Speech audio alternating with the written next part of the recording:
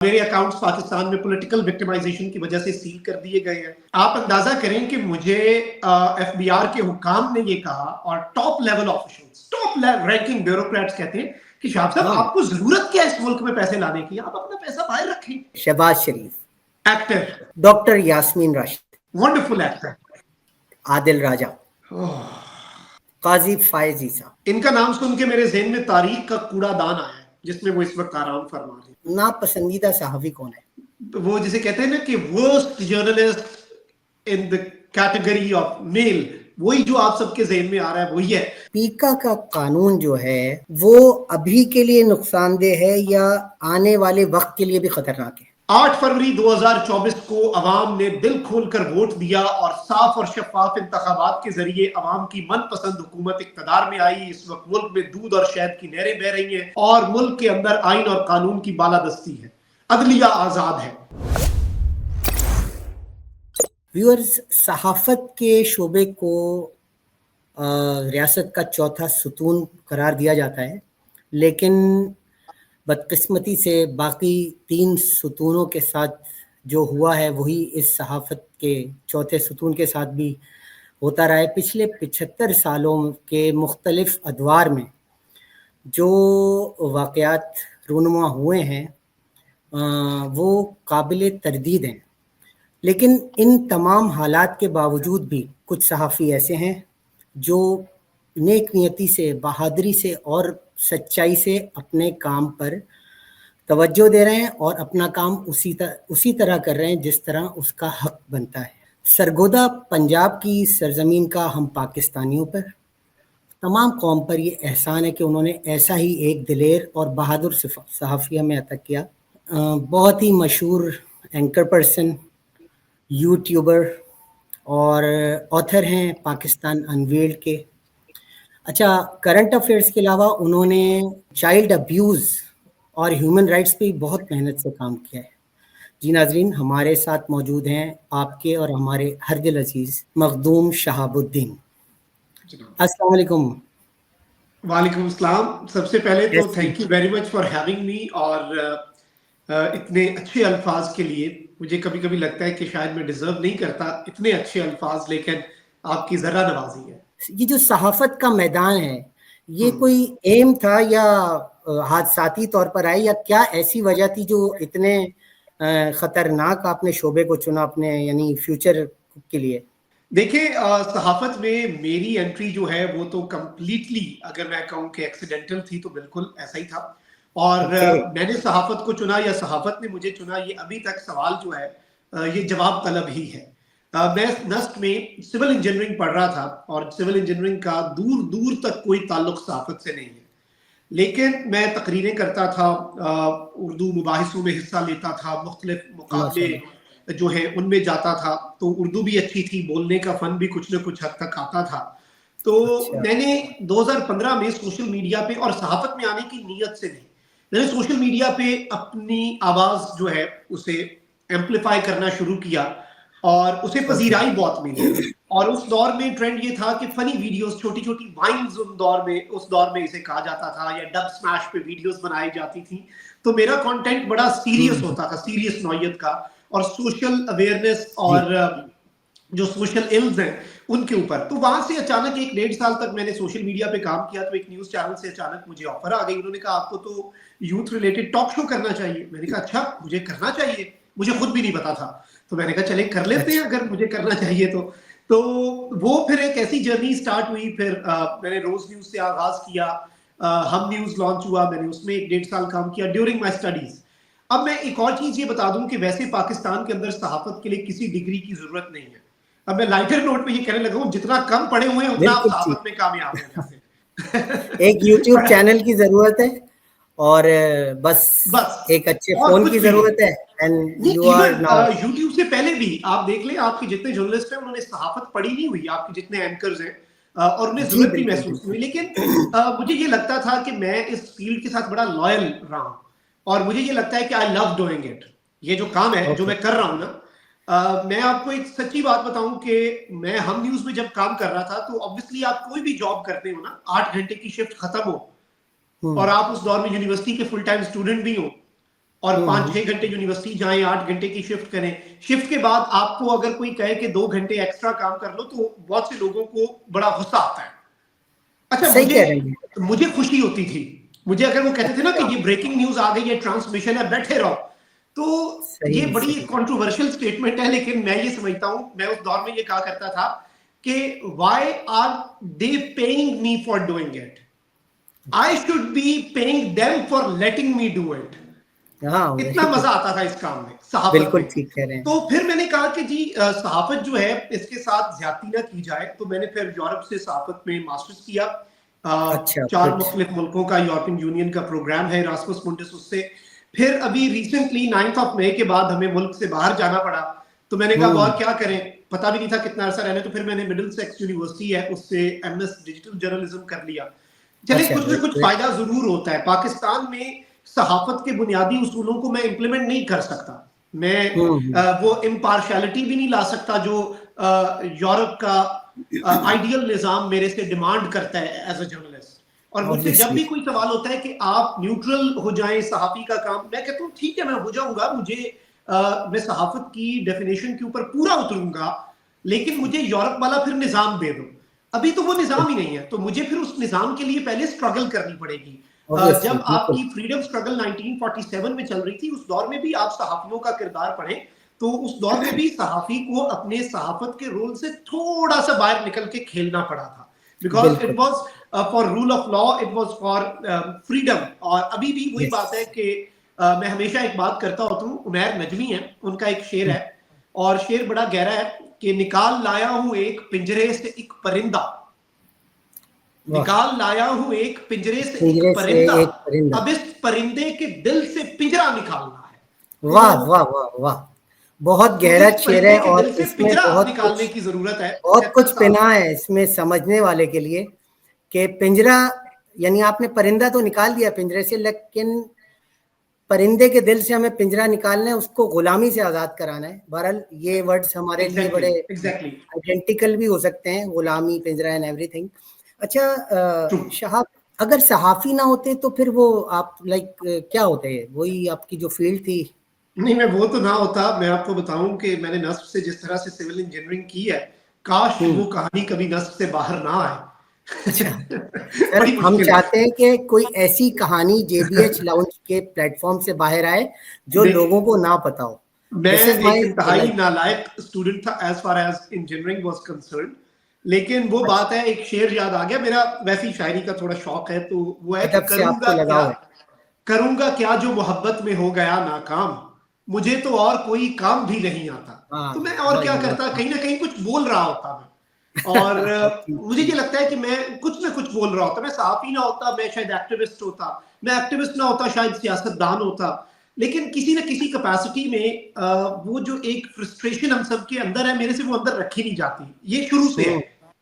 और वही है कि ये वो एक चीज है कि कुछ बच्चों के अंदर होता है मसला ना, कि वो खामोश नहीं रह सकते, सवाल पूछते हैं, जो टीचर्स के लिए भी अनोइंग होते हैं ना बड़े, तो मैं उनमें से एक था, तो शायद वही चीज आगे ले आई। जब सहाफत स्टार्ट की तो क्या मुश्किलात पेश आई आपके साथ? यानी अभी जो मुश्किलात हैं, एवरीवन नोज कि क्या क्या मुश्किलात सच्चे और खरी बात करने वाले सहाफी फेस कर रहे हैं। जो पिछला दौर था जब स्टार्ट किया आपने, उस वक्त क्या क्या मुश्किलात पेश आई? अच्छा, मैं ना बहुत जल्दी मीडिया के अंदर आ गया, और इंटरेस्टिंग बात आपको मैं ये बताऊं कि हमारे यहाँ एक चीज होती है कि जरा उम्र भी कभी कभी कुछ बच्चों की कम लिखवाई होती है, किसी की ज्यादा, असल कुछ और होती है, ये होता है वो होता है, मैं उस डिटेल में तो नहीं जाता। मैंने रोज न्यूज पे जब प्रोग्राम शुरू किया हम जवान के नाम से, it was a youth related talk show, तो 2-3 हफ्ते बाद जो रोज न्यूज का मेन शो था 8 बजे वाला,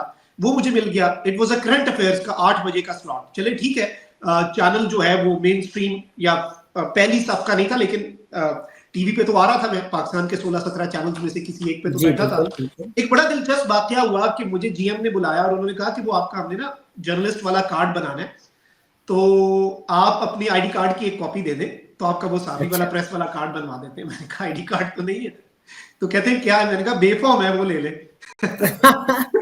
तो मैं आपको एक और बड़ी इंटरेस्टिंग बात बताऊं कि व्हेन आई जॉइंड हम न्यूज, मेरे बड़े बेसिक इश्यूज थे मेरा एक इशू ये आ रहा था कि I was too baby face, और मेरे साथ जो लोग बैठे थे वो मेरे से 10-10 साल बड़े थे, तो बाकी खवातीन जो मेरे साथ एंकर्स बैठती थी न्यूज पढ़ते हुए, उनके मेकअप में ये कोशिश होती थी, और ऑब्वियसली जो लुक्स को लेके एक्सपर्ट्स हायर किए होते हैं चैनल्स ने, उनकी ये कोशिश होती थी कि ये यंग लगे।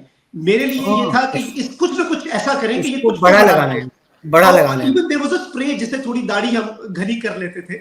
हाँ हाँ, और ओके। तो तो मुझे वो हामिद आपको मीर साहब की मेकअप एक का बात याद लाइक, आ गई। आपको बड़ा लगने के लिए मेकअप का इस्तेमाल करना पड़ा है स्टार्टिंग में? मैं आपको बताऊं कि वो इधर एक स्प्रे लगता था, दाढ़ी घनी हो जाती थी। मुझे हामिद मीर साहब की बात याद आ गई। वो एक किसी इंटरव्यू में बता रहे थे कि मूंछ बड़ी जरूरी है। मैं भी यंग एज में आया तो मैं रेजर मारा करता था कि जल्दी मूंछें निकले, कुछ लोग मुझे सीरियसली लें। यस, तो ये जनरल टेक्निक है ये। सहाफत, वकालत और डॉक्टर आपके सामने कोई यंग बैठा हो ना, वैसे ही बंदे का तरह निकल जाता है कि भाई I am not in safe hands. तो मैं अगले दिन ये कोशिश कर रहा था कि मुझे अभी भी लोग मिले तो वो ये कहते हैं कि आप टीवी पे फिर भी कुछ बड़े लगते हैं, असल में आप, हमें लग रहा था कि शाह के छोटे भाई हैं। तो मैंने कहा अच्छा, बस अब क्या करें, थोड़ा सा वेट कर लें, थोड़ा इंटरेस्टिंग। बड़ा होने दें। लेकिन दैट वाज अ चैलेंज नहीं, लेकिन ये एक इंटरेस्टिंग चीज थी मेरे करियर के आगाज में। उसके अलावा तो कोई इतना खास चैलेंज नहीं है, रास्ते बनते गए। मुझे लगता है मैंने कोई बहुत ज्यादा स्ट्रगल मीडिया में नहीं की। और फिर मैंने बोल न्यूज ज्वाइन किया जब मैं बाहर से पढ़ के आया, लेकिन फिर 9th ऑफ मई के बाद हमें बेरोजगार होना पड़ा। और उसमें भी डिजिटल मीडिया का एक बहुत बड़ा हाथ है, सोशल मीडिया का, कि हमें फर्क नहीं पड़ा। मैं आपको सच बता देता हूं कि बोल न्यूज छोड़ने का मेरा वाकया जो है आखिर हुआ क्या था। अब टीवी चैनल्स अच्छी खासी भारी भरकम सैलरी भी देते हैं, और सैलरी छोड़ना किसी को अच्छा भी नहीं लगता, जाहिर बात है। मैं बोल न्यूज पे प्रोग्राम कर रहा था, अब बात होगी सैटरडे संडे, 2 दिन मेरा प्रोग्राम आता था। ठीक, बिल्कुल। चैनल्स में तनख्वाहें भी कुछ लेट होती हैं, 1 महीने की तनख्वाह पहले फंसी हुई थी, दूसरा महीना जो है उसका इख्तिताम था। मैं अपने हिसाब से प्रोग्राम कर रहा था, और उन दिनों में मैं लंदन गया हुआ था, तो मैं अपना ओके, प्रोग्राम लंदन से कर रहा था। तो राइट। अचानक एक संडे मुझे मैसेज आता है कि आज आपने ये इंट्रो पढ़ना, आज आपने प्रोग्राम ये करना, रिपोर्ट हमने तैयार कर ली हुई है, आपने बस ये पढ़ना ही पढ़ना है। मैंने कहा पढ़ना क्या? है लाइक। मैंने कहा इंट्रो भेजें। अच्छा, वो ये था कि आज हम आपको एक ऐसे सियासतदान की सियासत का बताएंगे जिसकी जिद, अना, हठधर्मी और यू टर्न्स ने मुल्क को भी तबाह किया, उसकी सियासत को भी तबाह किया। आइए इस फितना अंगेज सियासत पर ये रिपोर्ट देखिए। मैंने कहा खुदा का खौफ अच्छा। करो। अब that was a very critical moment for me. मुझे ये सोचना था कि अब मैंने क्या करना। हाँ, अब शायद मेन स्ट्रीम मीडिया में पता नहीं कितना अरसा वापसी इसके बाद नहीं हो सकती। अब वो मोमेंट था जब मैंने कहा कि भाई नो कॉम्प्रोमाइज। ओके। बहुत से लोग कर गए, बहुत से लोग अपने नैरेटिव पे चैनल्स में एक दिन कुछ और बोल रहे थे, अगले दिन कुछ और बोल रहे थे, लेकिन आई थिंक इसमें मेरी मोस्टली स्ट्रेंथ लोग, जो है, I am sorry to interrupt you, mostly लोग काम डिक्टेशन लेकर वही काम कर गए। बहुत चंद नाम है जो के खड़े रहे और डटे रहे। इमरान भाई ने जितना फेस किया है ना, आप अंदाजा भी नहीं कर सकते। और मैं एक बात लाइटर नोट पे कहता होता हूँ, लेकिन this is true. 9th of मई के बाद जब इमरान भाई को एयरपोर्ट से उठाया गया, तो उसके 2-3 दिन बाद मैंने भी रिस्क लिया मुल्क से बाहर जाने का, और बस कुछ ना कुछ करते करते कामयाब हो गया, मैं निकल गया। तो इमरान भाई का ये था कि वो पीछे रह गए, सब निकल चुके थे। तो उन्हें हमारे हिस्से की भी मार पड़ी, उन्हें साबिर सही। शाकिर के हिस्से की भी पड़ी, उन्हें मुईद पीरजादा के हिस्से कोई की भी पड़ी, उन्हें पीरजादा मखदूम हैं साहब के और हिस्से, काफी उन्होंने नाम हम है। सबके हिस्से की मार खाई हुई है। तो आई थिंक कि इमरान भाई की कुर्बानियां तो कोई, और मुझे नहीं लगता, वैसे अभी तक अल्लाह हौसला देता है, लेकिन मुझे नहीं लगता कि 4 महीने 10 दिन मुझसे ये सब बर्दाश्त होता जो इमरान भाई ने किया। अल्लाह ना अब करे, मैं बट कमजोर हूं, बिल्कुल ठीक कह लेकिन रहे हैं आप अल्लाह हिम्मत कि भी देता है। वो बात है कि जब वो आपको एक रास्ते पे डाल देता है ना, तो हिम्मत भी वो देता है। मेरे ऑफिस में, मैं इस वक्त अपने होम ऑफिस में बैठा हूं, there is a picture of Arshad Sharif है। तो मैं रोज अरशद शरीफ को देखता हूं, और मुझे एक तसल्ली होती है कि देखें, मौत तो आपको बिस्तर पे भी आनी है, ठीक है, बेशक यंग बेशक। अमवात आपको बिस्तर पे भी हो सकती हैं आपकी, ठीक है, सही। आजकल एज स्पैन वैसे ही कम है। लेकिन आई स्टिल थिंक कि मैं अरशद शरीफ की कब्र पे रैंडमली जाता हूं, मुझे वहां पे रैंडम लोग मिलते हैं, और एक शख्स कहता है कि शाह भाई मैं अपने वालिद की कब्र पे साल से नहीं गया, अरशद शरीफ की कब्र पे 5 दफा आ बिल्कुल चुका हूं। ठीक कह रहे हैं। तो मैंने कहा ये इज्जत अरशद, और ये मोहब्बत भी अल्लाह ही डालता है फिर लोगों के दिलों में। तो ये अरशद हमारी सबसे शरीफ बड़ी जैसे स्ट्रेंथ भी है। जो सहाफी थे, वो तो ऐसे कहते हैं ना कि एक तो उन्होंने अपनी एक जिंदगी गुजारी, जो जी के गुजारी, बट वो जो जिंदगी उन्हें मरने शहीद होने के बाद, आई एम सॉरी मरने नहीं कहूँगा, अरशद शरीफ को जो जिंदगी शहीद होने के बाद और इज्जत मिली है ना, वो रहती दुनिया तक कायम रहेगी। वो उनकी एक बात बड़ी कुर्बानी अच्छी की थी इमरान रियाज ने, उन्होंने कहा था कि अरशद शरीफ हम सबका काम आसान कर गया है, हमारे लिए अगर कोई सख्त स्टेप लेना भी पड़ा ना तो वो हमें नजर आएगा, क्योंकि आप अंदाजा भी नहीं कर सकते कि लोग कितनी मोहब्बत करते हैं। मैं अभी कुछ महीने पहले उम्रे पे था अपनी वालदा के साथ, और तवाफ के दौरान आपको पता है कि लोग अपना आप भूल जाते हैं, ठीक है, अपना आप भी आपको याद नहीं रहता, लेकिन लोग तवाफ के दौरान आंखों में आंसू लेके सुर्ख आंखों के साथ अगर मेरा हाथ चूम रहे हैं ना, तो वो हर तरह के पैसे से ऊपर है। किस सहाफ़ी को अपना मेंटोर मानते हैं, या कोई ऐसी शख्सियत जिन्होंने आपको शुरुआत में बहुत ज़्यादा आपकी हेल्प की हो, आपको सपोर्ट किया हो? कोई ना कोई ऐसी शख्सियत तो होंगी। नहीं, ऐसे एज सच कोई मेंटोर अगर मैं कहूँ कि कोई senior journalist, I don't think कि इस तरह से रहे हैं, लेकिन जिनसे हम जर्नलिज्म गायबाना अंदाज में सीखते हैं, आई थिंक कि I have been a critic of Hamid Mir, but I think कि हामिद मीर साहब जो है वो एक बहुत अच्छी एग्जांपल है हमारे सामने जर्नलिज्म की, क्योंकि एक दौर था जब हम उनसे इख्तलाफ करते थे, लेकिन वो हमारी कमिलनी थी, हम इवॉल्व हो रहे थे, बचपना आप उसे कह लें, और वी ऑल इवॉल्व, ठीक है। इमरान खान साहब भी तो इवॉल्व ही हुए हैं, और इमरान रियाज भी इवॉल्व हुए हैं, मैं भी इवॉल्व हुआ हूं, हम सबकी आंखें खुली हैं, हम सबकी आंखों के ऑपरेशन हुए हैं, तो इसके बाद हमें बेहतर नजर आना शुरू हो गया। I am sorry to interrupt you, Siddique Jan का जो ये जुमला है कि कौम की आंखों का ऑपरेशन हुआ है, तो वो खाली आप लोगों की नहीं, पूरी कौम की आंखों का ऑपरेशन हुआ है। एंड ये जुमला वो किस लम्हे कह गए उनको अंदाजा नहीं है, बट वेरी इफेक्टिव और वेरी ट्रू। एग्जैक्टली, आंखों का ऑपरेशन हुआ है। तो अच्छा, हामिद मीर साहब से हम सहाफत सीखते हैं, और काश अरशद शरीफ शहीद से हम सीख सकते हैं मजीद, लेकिन उनका किया गया काम ऑलरेडी इतना है कि वही एक मशले रहा है हमारे लिए। नापसंदीदा सहाफी कौन है बताइए? नापसंदीदा सहाफी मेरा वही है, वो जिसे कहते हैं ना कि worst journalist in the category of male, वही जो आप सबके ज़हन में आ रहा है वही है, और worst journalist in the category of female, जो बिल्कुल मेरी ऑडियंस के ज़हन में आ रहा है। आप किसी मुन्ने का जिक्र तो नहीं करना चाह रहे? नहीं, मैं मुन्ने का नहीं, मैं मुन्ने के भी उस्तादों का जिक्र कर रहा हूँ। ओके, तो आई थिंक कि ये मुझे लगता है व्यूअर्स के ऊपर हमें छोड़ देना चाहिए, और वो कमेंट करके हमें बताएं कि लेट्स सी कि if they are able to read my mind correctly.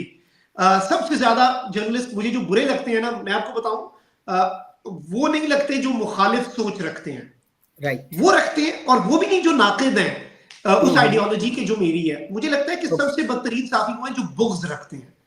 yes. तो कुछ लोग हैं जो इख्तलाफ से आगे एक नेक्स्ट हद तक चले गए, वो नेक्स्ट लेवल पे चले जाते हैं, बुग़्ज़ रखा कि उन्हें देख के कोफ्त होती है कि इख्तिलाफ राय हो सकता है, आपका क़िबला अपना हो सकता है, लेकिन बुग़्ज़ is a very bad thing के जो कि नहीं होनी चाहिए। जो भी हो खुल के सामने आए, अगर आप हकीकत पे खड़े नहीं हो सकते तो कम से कम खामोश रहें।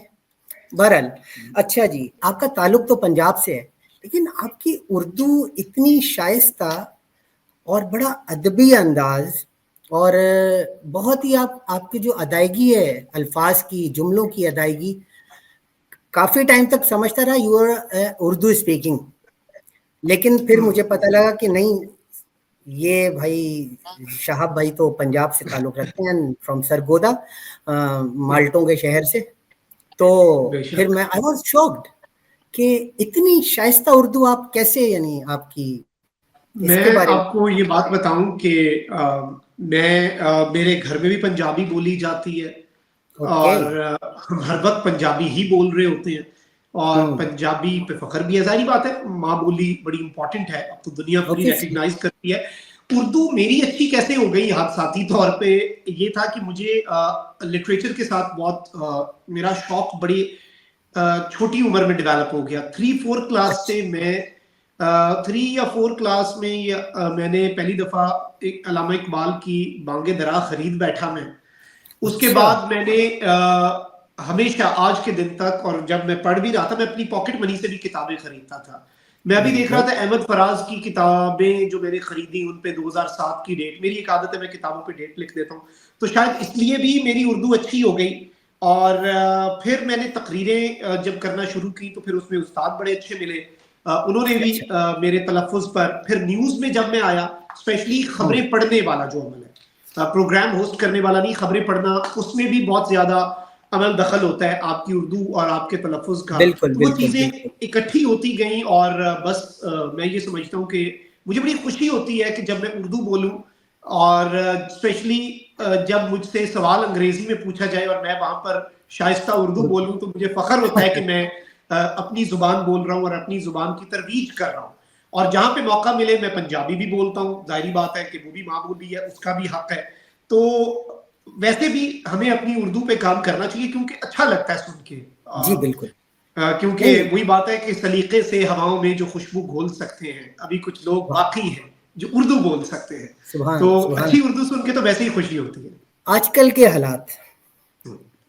आपकी फील्ड और अज़दवाजी ज़िंदगी, हाल ही में बहुत अरसा नहीं हुआ आपकी शादी को, तो फैमिली के कंसर्न्स तो होते होंगे, कुछ ज़्यादा होते होंगे, आई नो जो हालात चल रहे हैं, तो कैसे मैनेज हो रहा है भाई? बस मुझे लगता है वैसे अब जाके सबको आदत हो गई है। अच्छा। यानी अब ना हम मैं समझता हूँ ग्रेजुएट अब हुए हैं जाके। अब यकीन माने नोटिस आता है एफआईए का, एफबीआर का, मेरे अकाउंट्स पाकिस्तान में सील हो चुके हुए हैं। मैं आपको ये भी बताऊं, ये मैंने इससे पहले कहीं पर नहीं बताया। मेरे अकाउंट्स पाकिस्तान में पॉलिटिकल विक्टिमाइजेशन की वजह से सील कर दिए गए हैं, और भी बहुत कुछ है। और मुझे हमारे एफबीआर के हुक्काम जो हैं, एफबीआर ने हम्म। मुझे एक नोटिस भेजा है टैक्स का 1.8 करोड़ का, 2023 अच्छा। का। और मैंने उनसे पूछा कि मेरा तो टैक्स बनता ही नहीं है, तो हम्म। आप क्यों तंग कर रहे हैं? मैंने अपने सारे जवाब भी जमा करवाए और आप वो जवाब इग्नोर करके मेरे पे टैक्स अप्लाई कर रहे हैं, और हम्म। मैं बाहर से डॉलर्स ला रहा हूँ मुल्क में। तो मुझे ओह, उन्होंने कहा बहुत सर आपको पता है ना, प्रेशर है, आपको पता है ना, अच्छा। मामले मजे है ना। की बात यह है शहाब के, चाहे वो कोई भी इदारा हो, जो कौमी इदारा है, जो कानूनी इदारे हैं, वो आप लोगों को बताते हैं कि यार आप समझते हैं, आपको पता है प्रेशर है, सो इज दिस वो अमेजिंग थिंग के आप दे अंदाजा अग्री। करें, आप अंदाजा करें कि मुझे एफबीआर के हुक्काम ने ये कहा, और top level officials, top ranking bureaucrats कहते हैं कि शाह साहब हाँ। आपको जरूरत क्या है इस मुल्क में पैसे लाने की, आप अपना पैसा बाहर रखें। Oh my God. मतलब अस्तगफिरुल्लाह, मैं समझता हूँ इससे बड़ा मुल्क के साथ जुल्म नहीं हो सकता। जैसा जैसा वो खुद कर रहे हैं, वो आपको भी बता रहे हैं कि ऐसा करो ना यार, हाँ, क्यों ऐसे इधर करो ना, आपके। तुम इधर क्यों। तो देखिए अब ना नोटिस आता है या कुछ होता है, आदत हो गई है, लेकिन ऑब्वियसली फैमिलीज के कंसर्न, स्पेशली वालदा के कंसर्न जो हैं वो बहुत ज्यादा होते हैं। वो हाँ। एक डर और वो एक खौफ की फजा में हमने बहुत ज्यादा 2-3 साल गुजारे हैं। और सही। अभी भी यकीन माने, मैं आपको बताऊं कि मैंने मुल्क से बाहर जाना हो, मैं अपना वीडियो पैगाम रिकॉर्ड करवा के जाता हूँ कि अगर गिरफ्तार हो गया तो ये जारी कर देना। मैं गाड़ी पे जा रहा हूं तो मैं पूरे जहन से तैयार बैठा होता हूं मेंटली कि मुझे कोई रोकेगा तो मैंने आगे से उसे क्या कहना है, ताकि वही बात है ना कि उसे ये ना लगे कि हम डरे हुए हैं। तो मैं तो हाँ अभी तक बिल्कुल मैंने बिल्कुल। एक ही बात याद रखी हुई है कि जो भी आया मुझे उठाने में सिर्फ ये कहूंगा बहुत देर कर दी, मैं 3 साल से आपका मुंतजर हूं। अभी रिसेंटली जब मैंने काजी फाइज ईसा, ये भी मैं आपके प्रोग्राम पे बता देता हूं, जब मैंने काजी फाइज ईसा साहब का डोनेट वाला एक ट्रेंड शुरू हुआ तो मैं डोनेट हम्म। शॉप पे चला गया सिर्फ डोनेट खरीदने, ये जुर्म कर बैठा मैं। और उस जुर्म की पादाश में मैं सरगोदा में था, तो हमें एक लीड अच्छा। मिली और मेरे भाई को कॉल आई कि अगले 2-3 मिनट में आप अपने भाई को कहें कि वो घर से निकल जाए। तो भाई को अच्छा। लगा कि यार ये कोई प्रैंक हो रहा है शायद। तो उस बंदे ने बताया कि नहीं जी, इनकी लास्ट 2 घंटे पहले की लोकेशन शेखुपुरा की थी, उससे 1 घंटा पहले की सुखेगी की थी, 1 घंटा पहले की फिर ये 40 मिनट पहले सियाल मोड़ इंटरचेंज पे थे, फलाने रोड से ये इधर आए हैं और इस वक्त ये अपने घर पे ही है ना। तो अब इससे हम्म। ज्यादा मैं क्या बताऊं, भाई को क्या निकले।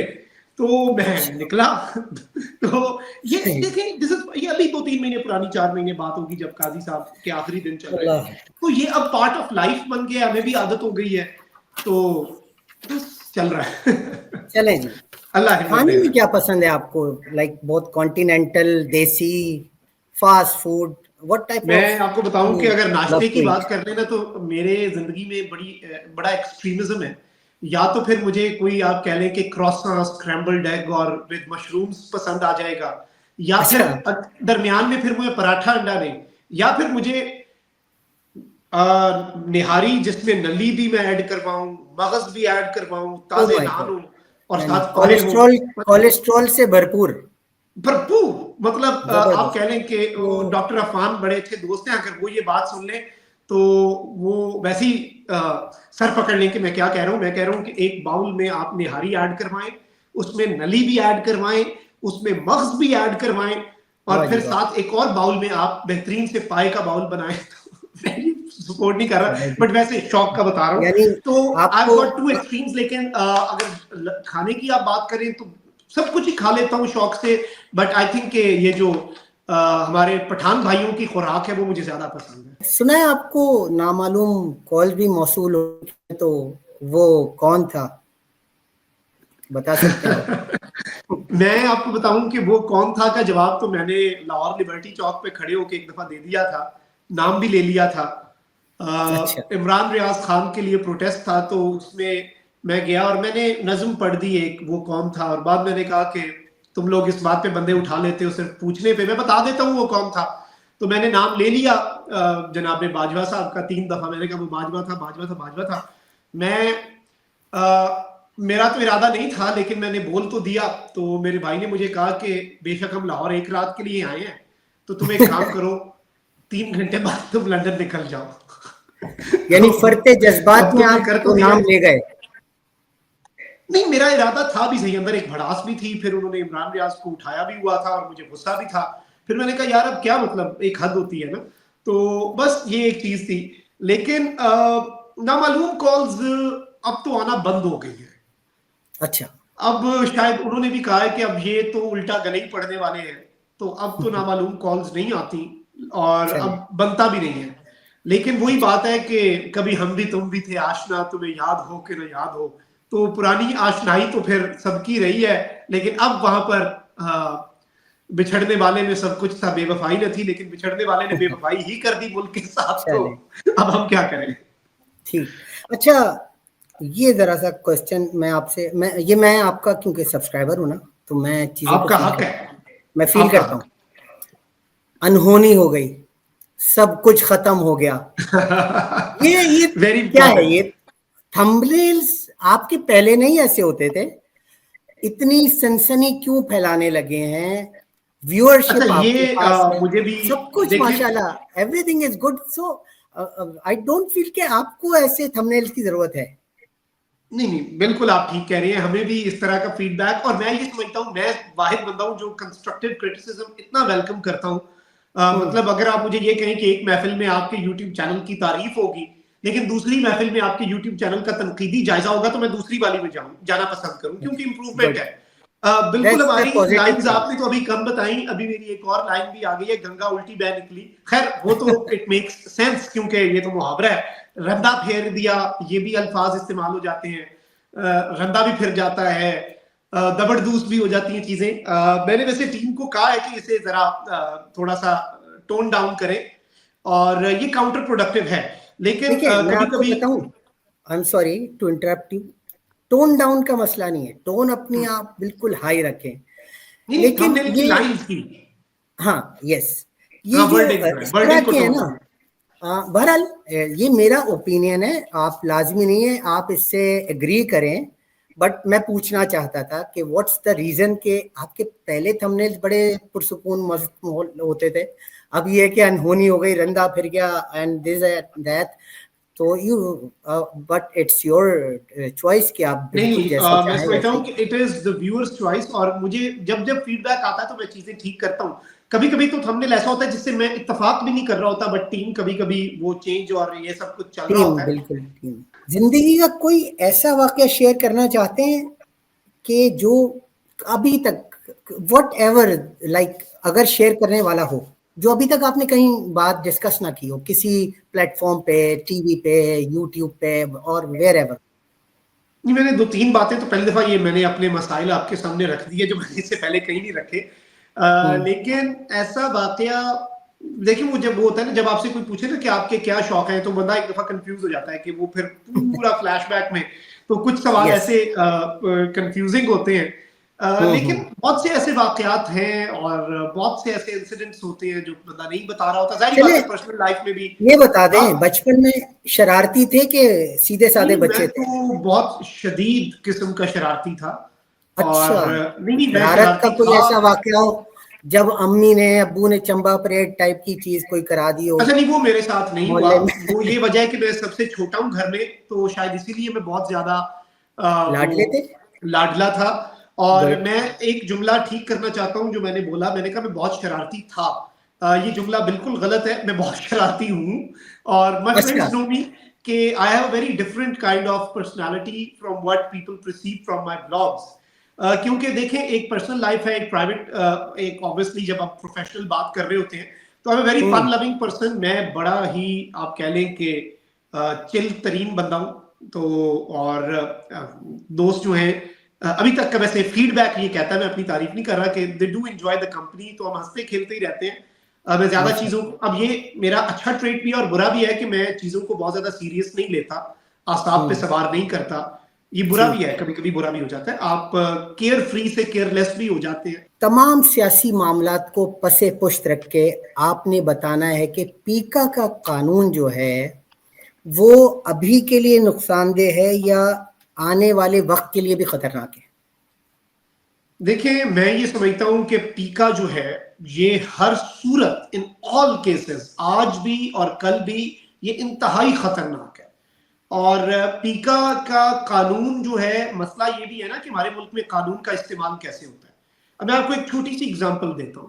मैं आपकी इस प्रोग्राम में बैठ के पीका एक्ट जो आया है उसकी खिलाफ वर्जी करता हूं, अभी मैं करूंगा, और ठीक। 1 2 3 स्टार्ट पे करूंगा, लेकिन उस पर कोई एक्शन नहीं होगा। पीका एक्ट कब लगेगा? हमें कानून ये कहता है कि जी जब आप फेक न्यूज देंगे। तो चलिए मैं फेक न्यूज दे देता हूं। 1 2 3 स्टार्ट। पीका एक्ट की मैं जानता हूं पीका एक्ट को, ठीक है जी। अब सुने, 8 फरवरी 2024 को अवाम ने दिल खोलकर वोट दिया और साफ और शफाफ इंतखाबात के जरिए अवाम की मनपसंद हुकूमत इक्तदार में आई। इस वक्त मुल्क में दूध और शहद की नहरें बह रही हैं। पंजाब के लोग जो हैं वो अल्लाह का शुक्र अदा कर रहे हैं कि हमने जिसे वोट दिया वही हमारा हुक्मरान बना, और उसकी परफॉर्मेंस से हम मुतमईन हैं। और मुल्क के अंदर आइन और कानून की बालादस्ती है, अदलिया आजाद है। अब देखा जाए तो मैंने इस वक्त फेक न्यूज दे दी, और पीका एक्ट की इससे बड़ी खिलाफ वर्जी नहीं हो सकती, बट वो इस पे सही। कुछ नहीं कहेंगे। तो देखें, मसला ये है कि इसका कानून का इस्तेमाल जो है वो भी इंतहाई क्वेश्चनेबल है। तो आई थिंक कि ये चीज जो है ये मैटर करती है। और पीका तो बहुत ही ज्यादा काम खराब करेगा, लेकिन वही बात है कि आप पीका ले आए, पीका नहीं भी है तो आप बंदे उठा लेते हैं। जिन्होंने बोलना है वो बोल रहे हैं, आप उन्हें खामोश नहीं ठीक करवा जी। सकते। अच्छा जी, रैपिड रिप्लाई है एक हमारा सेगमेंट। आपने करना क्या है जनाब, मैंने एक नाम लेना है, किसी भी सियासी शख्सियत का, किसी एंकर पर्सन का, किसी का भी। आपने प्रॉम्प्ट जवाब देना, आपके जहन में उनके बारे में क्या आता है। तो हम स्टार्ट करते हैं। Malik Riaz. Businessman. Okay. Shehbaz Sharif. Actor. Actor. Okay. Doctor Yasmin Rashid. Wonderful actor. Iron lady. Adil Raja. आपने मक्खियों के छत्ते में मेरा हाथ डलवा दिया। सर लेकिन आदिल रैपिड राजा, रिप्लाई है, हाँ, आप सोच आदिल रहे राजा हैं। मैं समझता हूँ मेरे आप टाइम ले रहे हैं, आप गुमनाम, मुझसे बात करके दिमाग में बना रहे हैं कि मैंने बोलना क्या है। दिस इज द गुमनाम रैपिड विलन, रिप्लाई सेगमेंट। गुमनाम विलन। अच्छा जी। हामिद मीर। निडर। काजी फायज ईसा। इनका नाम सुन के मेरे जहन में तारीख का कूड़ादान आया है जिसमें वो इस वक्त आराम फरमा रहे हैं। अच्छा जी। रऊफ क्लासरा। लैया। मेरे जहन में लैया ही आया है उनका नाम सुन के। ठीक। Maryam Nawaz. Oscar winning actress. Sher Afzal Marwat. Programme तो बढ़ गया। ठीक ठीक। और चले आपने अगर इमरान हमारी रियाज खान। जिंद हमारी जान का नाम लिखा है वो भी पूछ लें। इमरान रियाज खान। इमरान रियाज खान टक्कर का आदमी, सिद्दीक जान। बेहतरीन दोस्त, डाउन टू चले अर्थ। जनाब, अभी जो बिल्कुल टीनेजर्स हैं जो सहाफत के शोबे में आना चाहते हैं, एक तो उनके लिए कोई पैगाम अगर देना चाहें, जो इसको अपना कैरियर बनाना चाहते हैं। मैं ये समझता हूं कि एक ही की है, और वो की सिर्फ ये है कि स्टे कंसिस्टेंट। इसके अलावा और कुछ भी नहीं हो सकता। और मैं समझता हूं कि कंसिस्टेंसी, क्योंकि हमारे यंगस्टर्स का एक बहुत बड़ा मसला है कि वो इवन डिजिटल मीडिया या सोशल मीडिया पे अगर आना चाह रहे हैं ना, तो उनका दिल होता है कि शायद ओवरनाइट सक्सेस मिल जाए और बस एक दो दिन के अंदर अंदर काम हो जाए। तो स्टे कंसिस्टेंट। अगर आपको रिस्पॉन्स नहीं भी आ रहा, फिर भी you have to stay consistent, क्योंकि अल्लाह ताला जो है वो मुनसिफ है, और अगर आप मेहनत करेंगे तो मुनसिफ जो है वो उसका मेहनत का फल जरूर देगा। मैं हमेशा एक बात करता हूं कि अल्लाह ताला से कामयाबी ना मांगे, क्योंकि वो तो कामयाबी भी दे देगा आपको, बगैर कुछ किए कामयाबी दे देगा, उसके लिए क्या मुश्किल है। लेकिन आप अल्लाह से मेहनत की तौफीक मांगे, क्योंकि जब अल्लाह आपको मेहनत की तौफीक देगा तो फिर आपको कामयाबी तो उसने देनी है, वो मुमसिफ है ना। मेहनत कर रहे हैं, कामयाबी हो सकता है कि आपको 10 साल बाद मिले, लेकिन पिछले 50 साल का हिसाब पूरा हो जाए, पूरा हो जाएगा। There is a possibility.